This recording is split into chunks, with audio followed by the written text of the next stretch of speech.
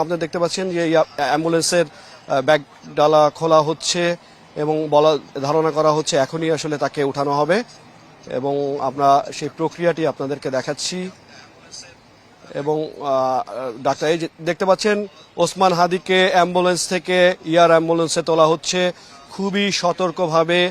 এবং ডাক্তারি প্রক্রিয়ার মাধ্যমে খুবই সতর্কতার সাথে। চ্যানেল 24 এর এক্সক্লুসিভ ফুটেজে আপনারা দেখতে পাচ্ছেন ওসমান হাদিকে দেখা যাচ্ছে তাকে সিঙ্গাপুরের ডাক্তার এবং বাংলাদেশি ডাক্তারদের তত্ত্বাবধানে তাকে কিন্তু আসলে উঠানো হচ্ছে এবং সর্বোচ্চ সতর্কতার সাথেই তাকে নিয়ে যাওয়া হচ্ছে আপনি দেখতে পাচ্ছেন। এবং এই এয়ার অ্যাম্বুলেন্সে সব ধরনের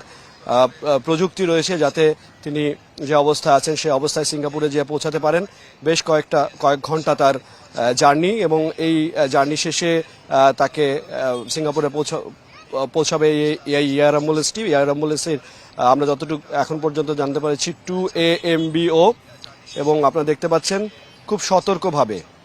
এবং খুব বলা যেতে পারে যে দেশি এবং বিদেশি ডাক্তারদের সমন্বয়ে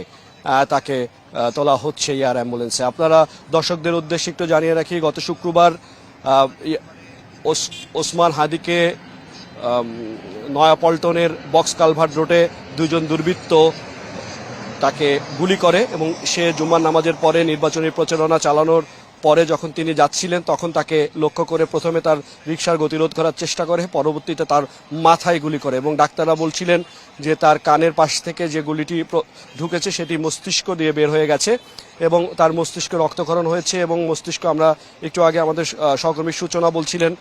ডাক্তাররা বলেছেন তার মস্তিষ্ক ফুলে গেছে এবং মস্তিষ্ক রক্তচাপ বৃদ্ধি হয়েছে এবং তার হার্টবিট সাধারণের তুলনায় অনেকটা বেশি, যার কারণে তাকে প্রথমে এই এভার কেয়ারের ডাক্তাররা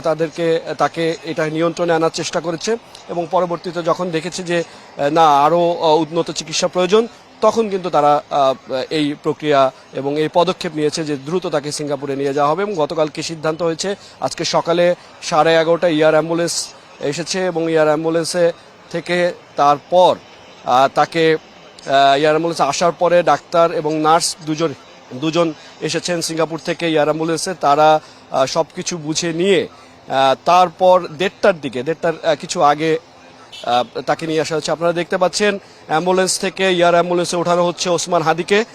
এবং দেশি বিদেশি ডাক্তারদের সমন্বয়ে খুব সতর্কতার সাথে এবং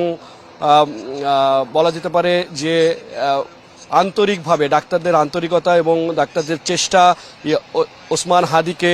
সুস্থ করার জন্য এই চেষ্টা এবং সরকারের পক্ষ থেকেও এই পদক্ষেপ নেওয়া হয়েছে খুব দ্রুত সময়ে। এবং দেখতে পাচ্ছেন যে ওসমান হাদির উপরে যেই নেক্কারজনক হামলা এবং সন্ত্রাসী হামলা, সেই হামলার পরিপ্রেক্ষিতে ওসমান হাদি তিনি মৃত্যুর সাথে পাঞ্জা লড়ছেন দুদিন ধরে। গত শুক্রবার, আজকে সোমবার, শুক্র শনি রবি সোম, আজকে সোমবারে 3 দিন ধরে তিনি আসলে এই মৃত্যুর সাথে পাঞ্জা লড়ছেন এবং এখনো পর্যন্ত তিনি দেশবাসীর দোয়া এবং দেশবাসীর ভালোবাসায় তিনি চেষ্টা করছেন এবং ডাক্তাররা চেষ্টা করছেন তিনি যাতে ওসমান হাদি সুস্থ হয়ে আসেন। এবং দেখতে পাচ্ছেন যে ওসমান হাদিকে এয়ারক্রাফটে ওঠানো হয়েছে 2AMBO এয়ারক্রাফট, সিঙ্গাপুরের এয়ার অ্যাম্বুলেন্স, এবং আর কিছুক্ষণের মধ্যে এয়ার অ্যাম্বুলেন্স থেকে এয়ার অ্যাম্বুলেন্স উড্ডয়ন করবেন।